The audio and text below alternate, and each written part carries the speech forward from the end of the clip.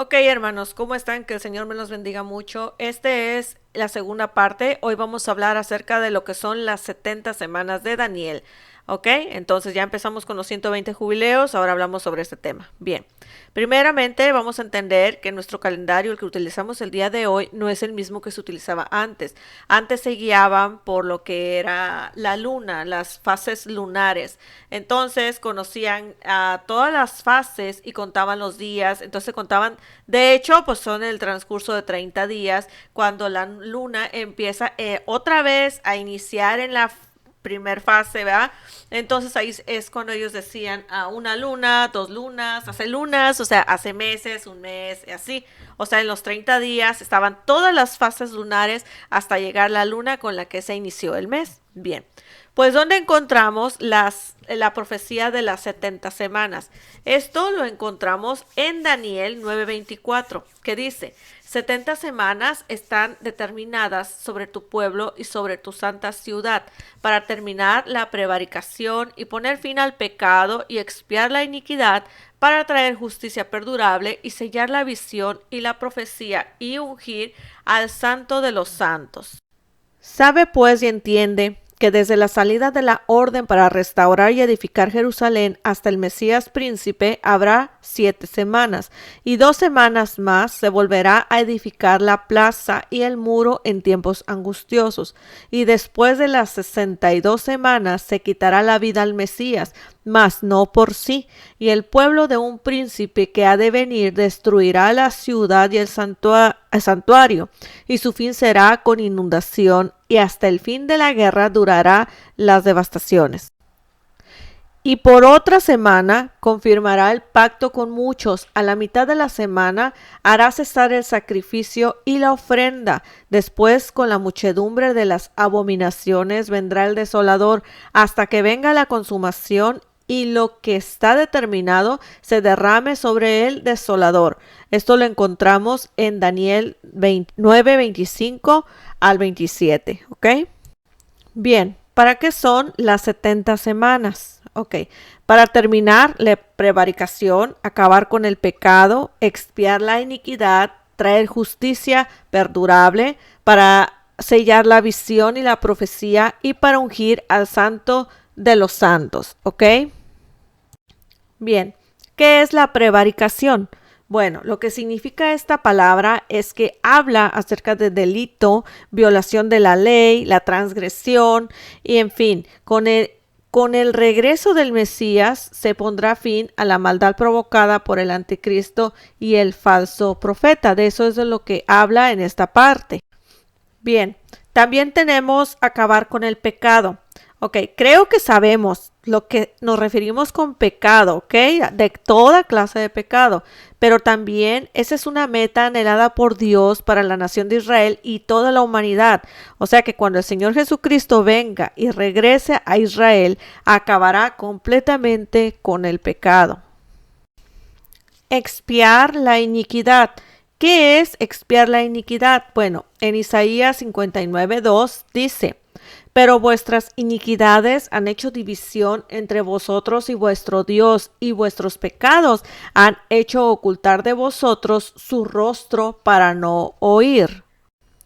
Bien, entonces decimos que a causa de la iniquidad era necesario restaurar completamente a Israel con Dios. Entonces es necesario realizar un sacrificio que renueve la pared que separaba al pueblo judío de Dios, el Señor, ¿verdad?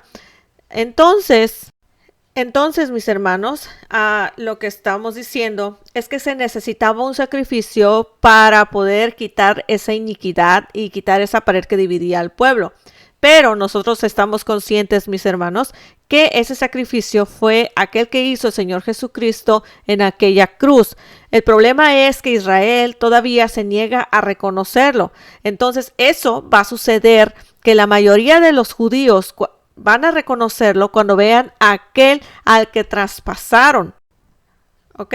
Aquel que traspasaron, eso lo dice la palabra, la Biblia, que viene estando en Zacarías 12, del 10 al 11. No lo voy a leer, pero se los voy a dejar de tarea para que ustedes lo busquen, ¿ok? Zacarías 12, del versículo 10 al 11. También tenemos traer justicia perdurable o eterna. Describe al Mesías, que es el Señor Jesucristo, que viene a instaurar su gobierno de justicia para todos los pueblos desde Jerusalén. También está para sellar la visión y la profecía. Esto ocurrirá solo cuando todas las profecías anunciadas desde hace miles de años por los profetas del Señor se hayan cumplido en su totalidad. Y por último, es para ungir al Santo de los Santos. Se refiere a reconocer las investiduras del Mesías, que es el Señor Jesús, como Rey y Juez de las naciones de Israel cuando finalmente asuma su reinado por 1000 años desde Jerusalén. Ese día el Mesías se sentará en el trono, que es el trono de David, su padre genealógico, y restaurará el tabernáculo de David, ¿ok?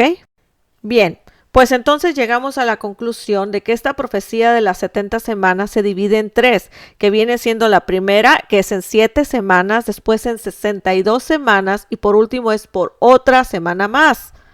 Bien, bueno, ahora vamos a explicar un poco acerca de las semanas en el pueblo judío. Bueno, ellos tienen su semana normal, que son de 7 días normales como nosotros, pero también tienen sus semanas en años. O sea que una semana equivale a 7 años, así como una semana en 7 días también son 7 años. Y así como en la semana en días, nosotros tenemos nuestro día de descanso y ellos también tienen su día de descanso, que es el Shabbat, también en la semana de años también lo tienen. O sea, que se forma por 6 años trabajados y el séptimo año es año de reposo, que viene siendo el año sabático. No sé si te suena esa frase del año sabático.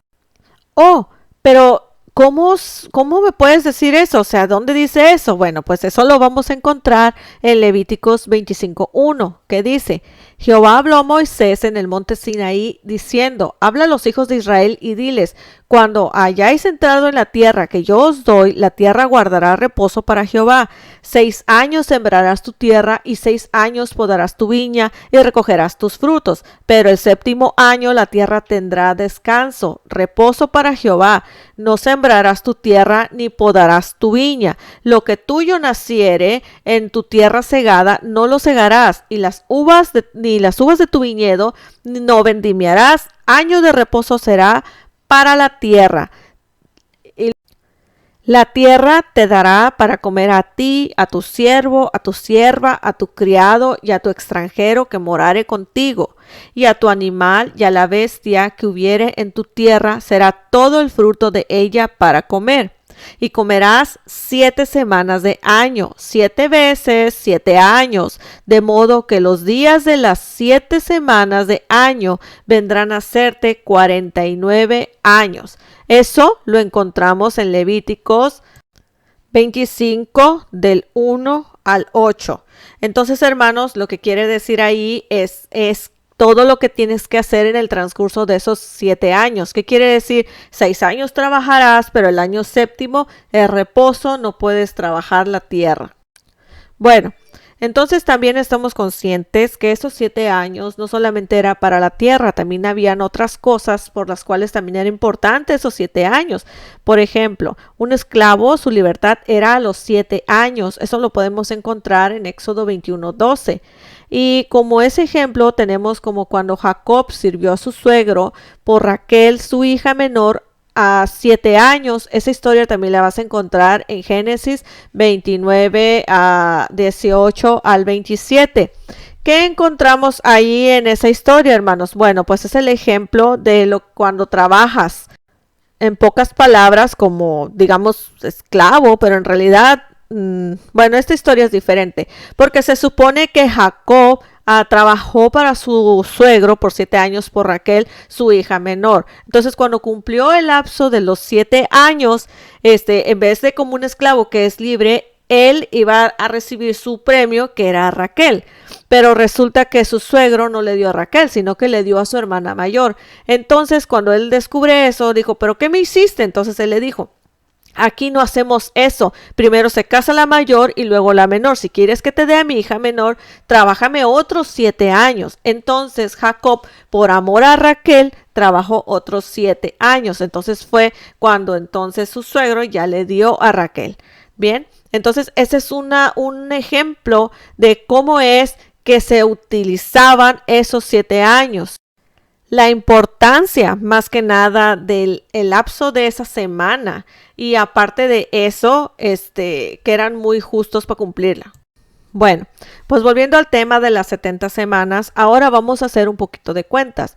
Entonces ya entendemos, hermanos, que una semana de años consta de 7 años cada semana. Entonces Daniel tiene 70 semanas. Entonces si multiplicamos esos 70 semanas por 7 años cada semana, nos da un total de 490 años.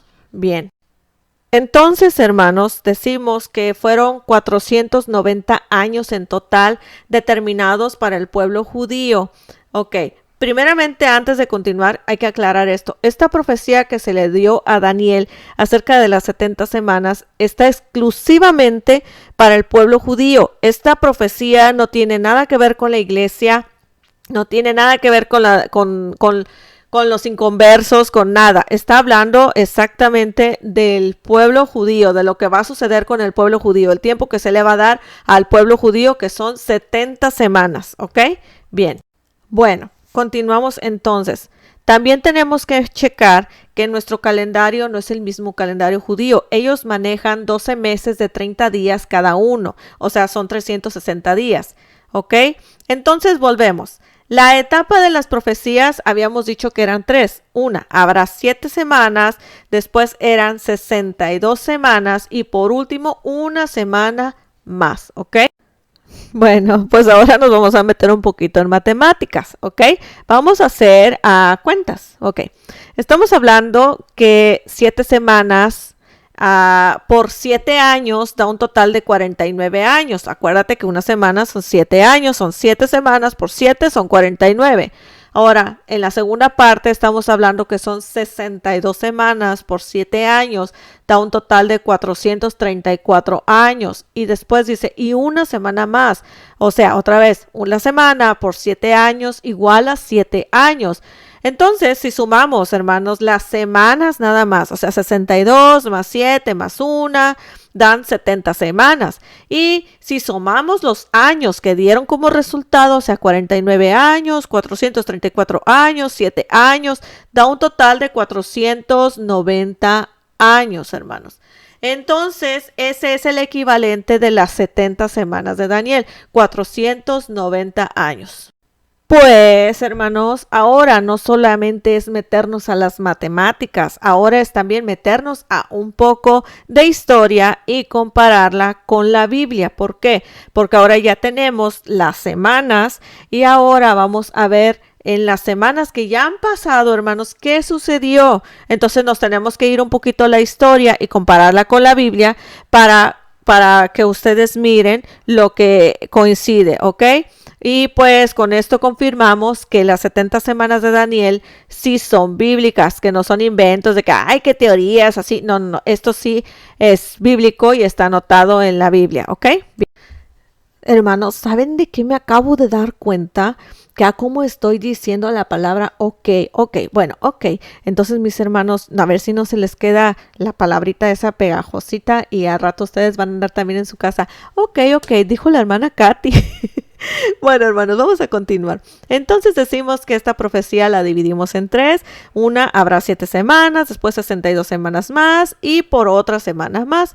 Bueno, entonces vamos a hablar de las 69 semanas y me vas a decir, a ver, espérame, ¿por qué 69 semanas? Si la única de 60 y tantos fue de 62. Bueno, pues porque vamos a unir las 62 semanas más las 7 semanas primeras. En total forman 69 semanas. O sea, 434 años más los 49 años de las 7 semanas primeras. Igual a 483 años, ¿ok? Quiero empezar con un poquito, o sea, enlazando las primeras 2 semanas, ¿ok? Bien, vamos a empezar con esto. Bueno, vamos a hablar entonces acerca de lo que son las primeras 69 semanas o 483 años, ¿ok? Esto es cuando fue la destrucción del primer templo, aquel que construyó Salomón, el hijo de David, en Jerusalén, y pues este quedó completamente en ruinas cuando el pueblo judío fue cautivo para Babilonia, ¿ok? Eso lo vamos a encontrar en Daniel 9:25, que dice: sabe pues y entiende que desde la salida de la orden para restaurar y edificar a Jerusalén hasta el Mesías príncipe habrá 7 semanas, y en 62 semanas se volverá a edificar la plaza y el muro de Jerusalén en tiempos angustiosos. Ok, hermanos, aclaremos primero que en la historia de Israel han existido varias órdenes, decretos o edictos reales, no sé cómo lo quieras decir, que se hicieron con orden real, ¿verdad? Para restaurar y edificar a Jerusalén. Puedo anotar varios, por ejemplo, son 4, que está el decreto de Ciro, que son en 539 años antes de Cristo, el decreto de Darío en el 519 al 518 antes de Cristo, el decreto de Artajerjes en Esdras en el 457 antes de Cristo y el decreto de Artajerjes a Nehemías en el 444 antes de Cristo. ¿Ok? Pero de estos 4, 2, para calcular esos 483 años, pues más o menos hay 2 que pues sí va. Por ejemplo, uno de esos 2 es el de Ciro, el rey de Persia, que ordena que el templo sea reconstruido y permite que los judíos vuelvan en el año 539 a.C. Esto lo vamos a encontrar en Esdras 1 del 1 al 11. Y el otro está en es el de Artajerjes, rey de Persia, que le da al sacerdote Esdras una carta permitiendo y estimulando la adoración en el templo y los sacrificios en el monte Moriah, pero no la reconstrucción de la ciudad y sus muros. Eso fue en el año 458 antes de Cristo. Esto lo vamos a encontrar en Esdras también, pero este es en el capítulo 7 del 11 al 26. ¿Ok? Entonces, ¿cuál de todos estos decretos es el que se debe tomar como punto de partida? Bueno, pues la misma Biblia se encarga de contarte este suceso profético cuando el rey Artajerjes, rey del imperio persa, emitió el decreto para la construcción de la ciudad de Jerusalén. Esto lo vamos a encontrar en Nehemías 2 del 1 al 8. No lo voy a leer porque es un poquito largo, ¿ok? Bueno, pues entonces en la historia se conoce que el rey Artajerjes ascendió al imperio persa en el año 464 a.C. y gobernó hasta el año 425 a.C. Y la Biblia dice que en el año 20 de su reinado, es decir, en el año 444 a.C., se promulgó el edicto para que se procediera a la reconstrucción de Jerusalén y de su templo.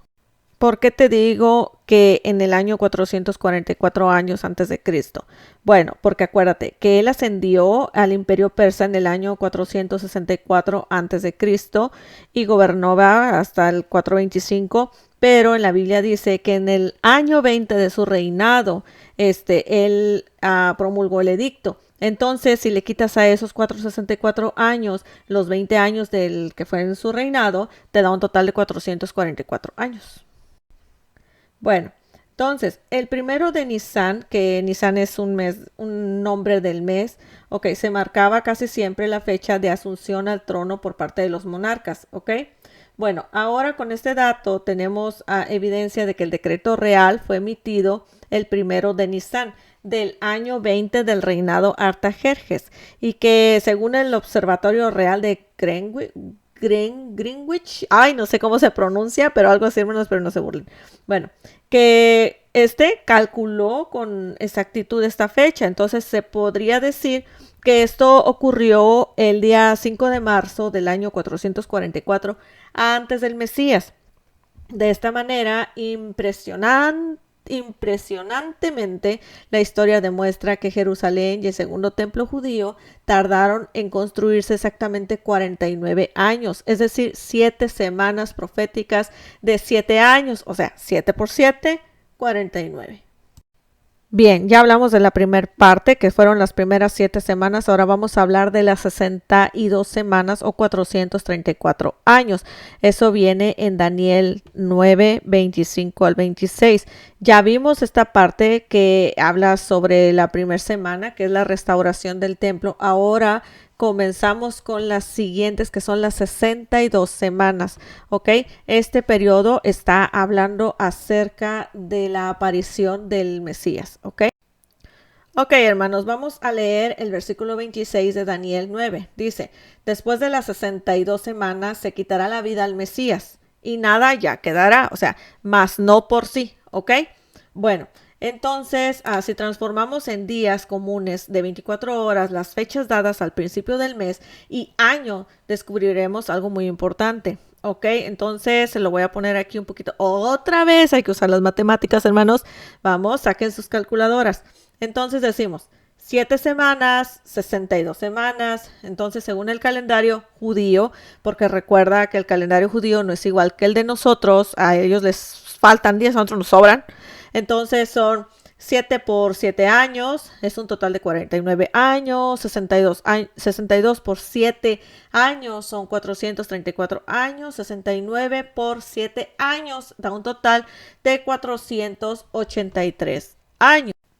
Ok, entonces decimos que son 483 años. Ok, ahora en días, 483 años por 360 días, porque recuerda que el calendario judío solo tiene 360 días por cada año, ¿verdad?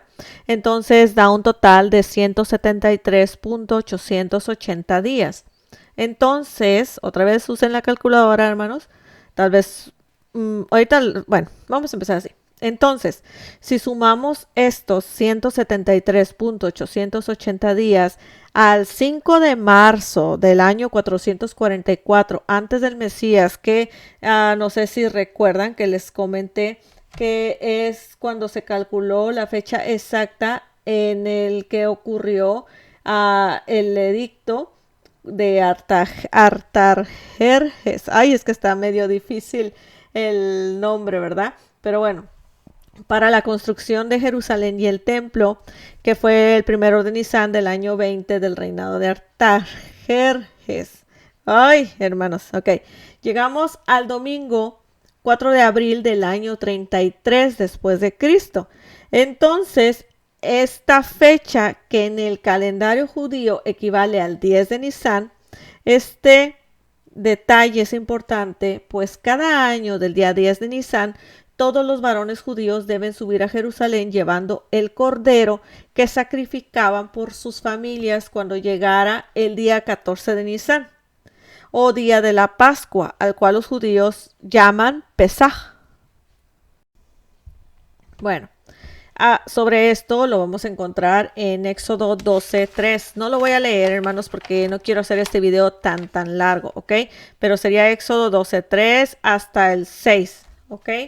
Bueno, entonces, hermanos, en esta profecía se cumple de manera impresionante porque el Cordero de Dios, que es el Señor Jesucristo, ingresa a Jerusalén.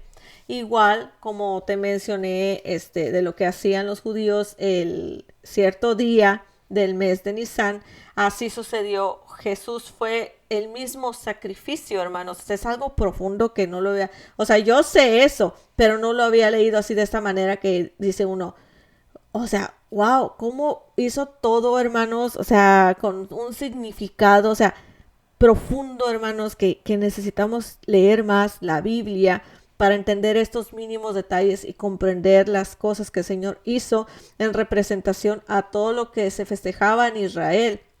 Hermanos, es algo wow. Entonces, hermanos, bueno, continúo. Eso lo describe el profeta Zacarías, ¿ok? En Zacarías 9:9 habla sobre cómo ingresó Jesús en Israel, ¿ok? En Jerusalén, perdón.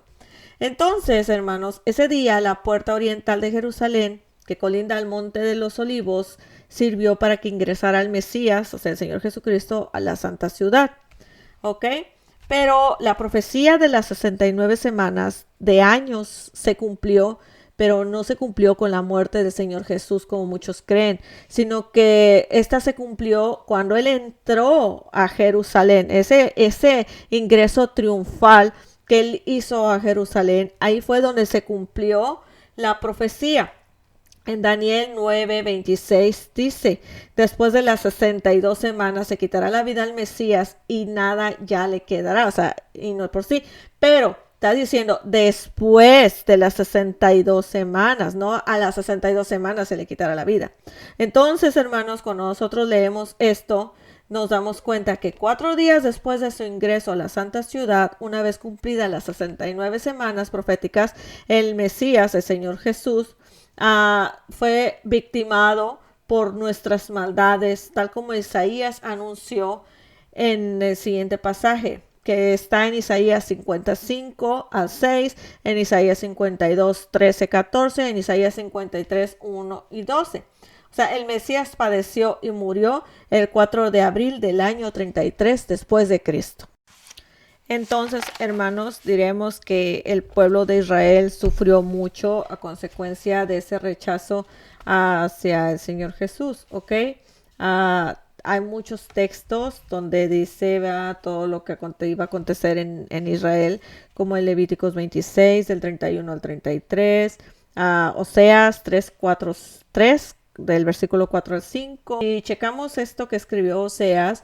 Muchos días se refiere a casi 20 siglos de la dispersión de Israel y se quedó sin templo debido a la invasión romana.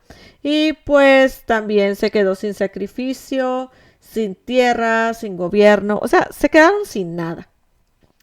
Pero el mismo Oseas posteriormente anuncia que los judíos regresarían a su tierra ancestral al final de los días para así esperar al Mesías. Eso está en Oseas 5:15 y en el 6:1, ¿ok? Bueno, en Oseas 5:15 y 6:1 dice, andaré y volveré luego a mi lugar de la tierra al cielo, ¿verdad? Hasta que reconozcan su pecado y busquen mi rostro. Y luego dice, en medio de la angustia me buscarán. Dice, venid y volvamos a Jehová, pues él nos destrozó, más nos curará, nos hirió, más nos vendará. Entonces, ponemos la palabra andaré, describe los 33 años en los cuales Jesús vivió y anduvo predicando en Israel el arrepentimiento y no fue aceptado ni por los líderes religiosos, políticos, ni por la mayoría de la nación. Hasta que dio su vida en rescate por muchos, como los salmos, los profetas y él mismo lo anunciaron, ¿verdad? Y cuando dice volveré a mi lugar, pues describe el retorno, el retorno de Jesús al cielo, de donde al principio el Mesías descendió, o sea, de donde él descendió. En Juan 3:13 dice, nadie subió al cielo, sino el que descendió del cielo, el Hijo del Hombre que está en el cielo. Después de la resurrección de Jesús, con la cual venció la muerte, a Jesús, el Hijo de Dios, ascendió al cielo, al lugar donde está sentado ahora, a la diestra del Padre. Bien. Bien, les voy a contar un dato interesante que también me llamó mucho la atención y quiero compartirlo con ustedes. Miren, en Hebreos 8:1 dice, ahora bien, el punto principal de lo que venimos diciendo es que tenemos tal sumo sacerdote, el cual se sentó a la diestra del trono de la majestad en los cielos. O se está hablando del Señor Jesús. Entonces, hermanos, ¿ustedes recuerdan la palabra Yom Kippur o el Día del Perdón? Bueno, pues eso está en Levíticos 17, ¿va? Bueno, pues únicamente ese día del año, el sacerdote, el sumo sacerdote, podía ingresar al lugar santísimo del tabernáculo o del templo y portaba en sus manos la sangre del sacrificio en favor de toda la nación de Israel, ¿verdad? Bueno, pues una vez que ya estaba adentro, el sumo sacerdote atravesaba la cortina que separaba el lugar santo del lugar santísimo, ¿verdad? Es que era un lugar donde nadie podía entrar más que él. Y untaba con la sangre del sacrificio el caporet o propiciatorio con los dos querubines que se hallaban sobre la cubierta del arca de la alianza, del arca de la alianza, hasta que finalmente colocaba incienso delante del arca del pacto para así interceder por todo Israel y a su vez reconciliar a la nación con el Señor.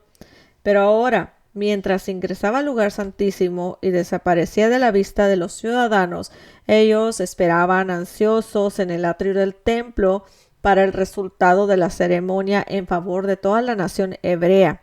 En ella se decidía el futuro de todo el pueblo.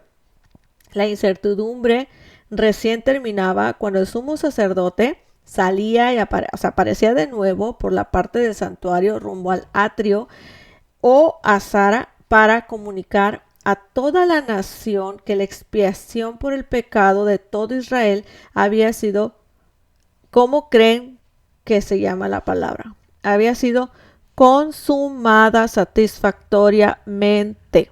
¿Escucharon? Consumada, hermanos. El sumo sacerdote pronunciaba estas palabras ante todo el pueblo reunido allí en ayuno desde el día anterior. Ya saben que ese día ayunan, ¿verdad? Consumado es lo que decía el sacerdote, consumado es. ¿Les suena esta palabra, hermano? ¿Acaso les suena? Bueno, pues en Juan 19:30 dice que cuando Jesús hubo tomado el vinagre, dijo, consumado es. Y habiendo inclinado la cabeza, entregó el espíritu, hermanos. O sea, hermanos, fíjense la profundidad. O sea, el Señor no hizo las cosas nomás por hacerlas. No sucedió tal día nomás porque ese día cayó. No. O sea, todo estaba perfectamente planeado, hermanos. O sea, todo. Ay, hermanos, no, hombre, hasta yo me admiro. Ay, no.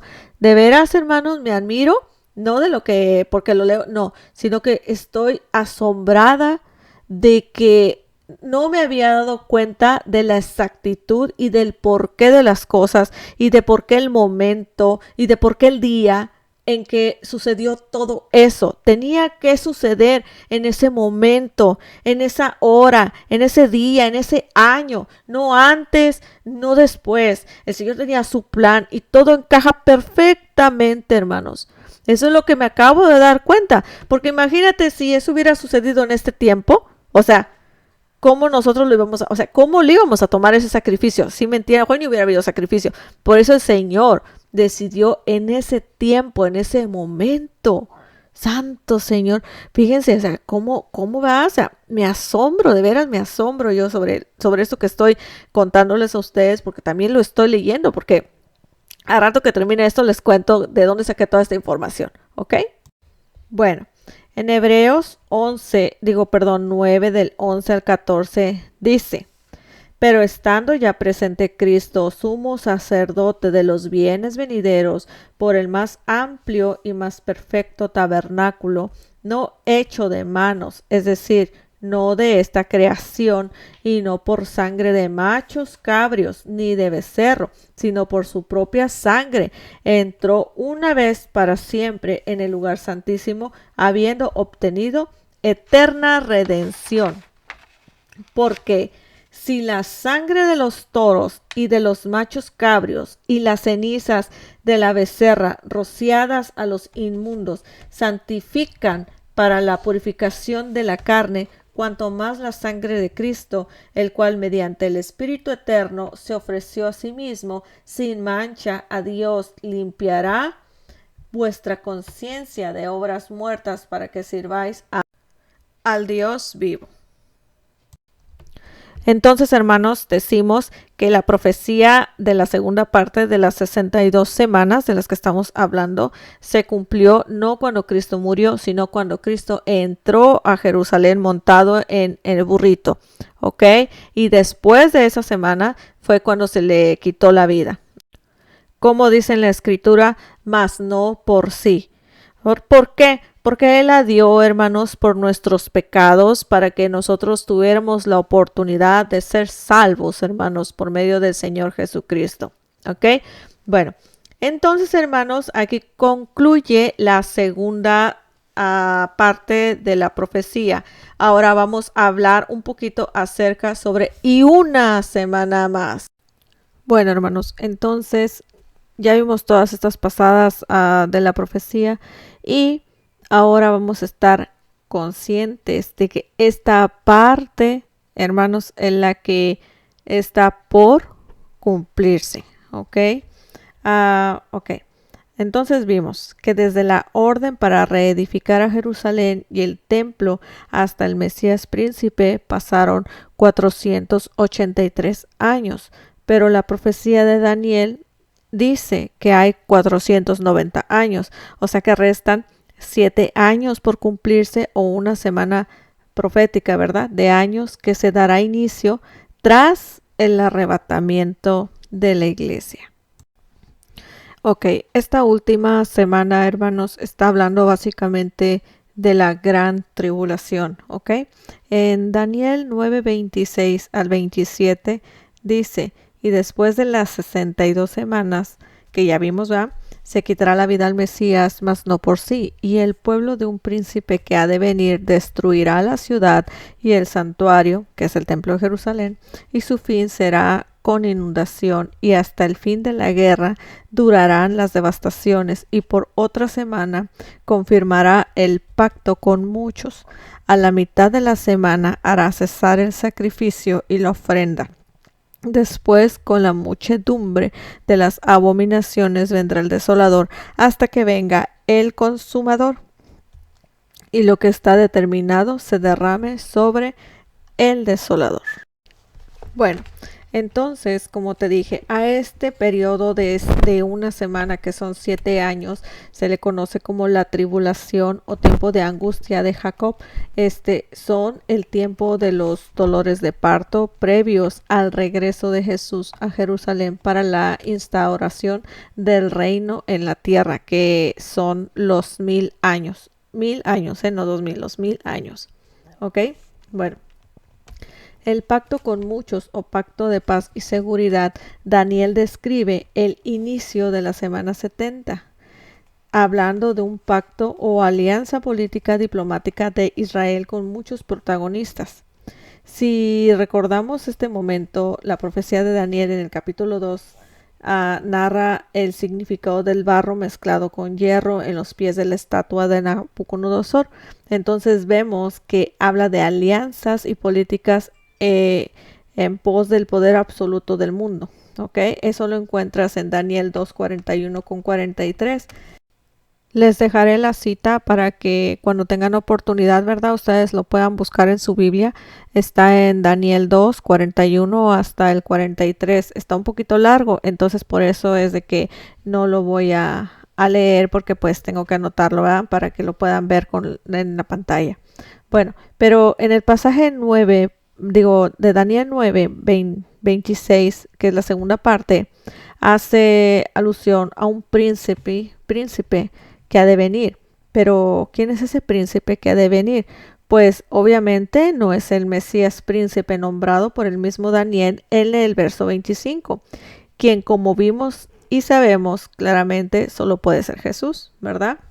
En este caso, Daniel se refiere en consecuencia a otro príncipe, líder político mundial que surgirá muy pronto como cabeza visible en el mismo imperio, que destruyó Jerusalén y el templo en el año 70 después de Cristo. O sea, estamos hablando del Imperio Romano. Ok, el Imperio Romano debía de restaurarse en la misma época que se restauró la nación de Israel y que retornó el pueblo judío. Israel se restauró el 14 de mayo del 48 y el Imperio Romano con el nombre de la Unión Europea en el 54. Este príncipe que ha de venir tiene que surgir de la Unión Europea y engañará a Israel cuando surja como un garante de un pacto o convenio de paz y seguridad, como una garantía. Bueno, pues entonces este príncipe ¿verdad? Va a traer, en pocas palabras, en los primeros 3 años y medio, va a traer paz, seguridad, le va a dar a Israel todo, por ejemplo, una alianza entre la comunidad de los árabes, los países árabes, um, la creación del futuro Estado palestino, colindante con el Estado de Israel, y hará que Jerusalén sea la capital de los dos estados al mismo tiempo, etcétera, etcétera. O sea, va a intentar ganárselos en pocas palabras, y el pueblo de Israel lo va a considerar como su Mesías. Entonces, decimos, la abominación desoladora. Entonces, a la semana 70, como ya dijimos, pues abarca exactamente los 7 años, pero a la mitad de este periodo es cuando se transforma en la abominación desoladora. O sea, a los 3 años y medio ocurrirán cosas que desde sociales, políticas, militares, etcétera, que van a provocar la traición del anticristo a Israel y un nuevo holocausto para el pueblo judío. También será la profanación del próximo templo judío en Jerusalén. Todo esto es el preámbulo del momento más trágico de la historia de Israel, especialmente que el mismo Jesús dijo en Mateo 24, 15, 18, cuando dice: por tanto, cuando veáis en el lugar santo la abominación desoladora del que habló el profeta Daniel, entonces los que estén en Judea huyan a los montes, el que esté en la azotea no descienda para tomar algo de su casa, y el que esté en el campo no vuelva atrás a tomar su capa. Entonces, ¿qué sucede en la tierra en esos 7 años? Resumiendo, ¿verdad? Todo el contexto porque para no hacerlo más largo, porque si no aquí nos vamos a tomar con más de 1 hora. Bueno, primeramente el anticristo invade y conquista a Jerusalén. Satanás es echado del cielo porque ya no hay a quien acusar. ¿Ok? El anticristo va a ser asesinado, el anticristo revive, pero ya no como un hombre, sino como poseído por el mismo diablo. El anticristo, poseído ahora por el diablo, asesinará a los 2 testigos. El anticristo entra en el recién construido templo de Jehová y se proclamará Dios. El anticristo comienza a perseguir una gran cantidad de judíos y santos de la gran tribulación que se niegan a aceptar su deidad en todo el mundo. Se instaurará el sistema de identificación universal 666 en todo el mundo. Aceptarlo es aceptar la deidad del anticristo. Un grupo selecto de judíos huye hacia las montañas y son marcados y protegidos por Dios durante los próximos 3 años y medio. Se obligará a todo el mundo a adorar a la imagen del anticristo, quien será apoyado por el falso profeta. Aquí comienza la segunda parte de la gran tribulación. Esa es a los 3 años y medio de los 7, hermanos. Bueno, en síntesis, la última de las 70 semanas del sueño de Daniel comenzará con un pacto entre Israel y muchas naciones, pero cuando se haya cumplido la mitad de estos últimos 7 años, la misma persona que negoció el tratado de paz lo romperá y atacará a Israel. En otras palabras, este primer periodo de 3 años y medio comienza con un pacto de paz y termina con una ruptura del mismo pacto. Bueno, pues todo esto sucederá en lo que es la gran tribulación hasta que se cumplan lo que son los 7 años, que viene siendo la última semana de las 70 semanas de Daniel. Y pues espero que este estudio haya sido de mucha bendición para sus vidas. Y pues ya por último voy a empezar a hacer el último, donde enlazo los 120 jubileos y lo que son las 70 semanas de Daniel. Y pues hermanos, entonces esto ha sido todo, y pues que el Señor me los bendiga, y pues nos miramos en el siguiente video. Bye.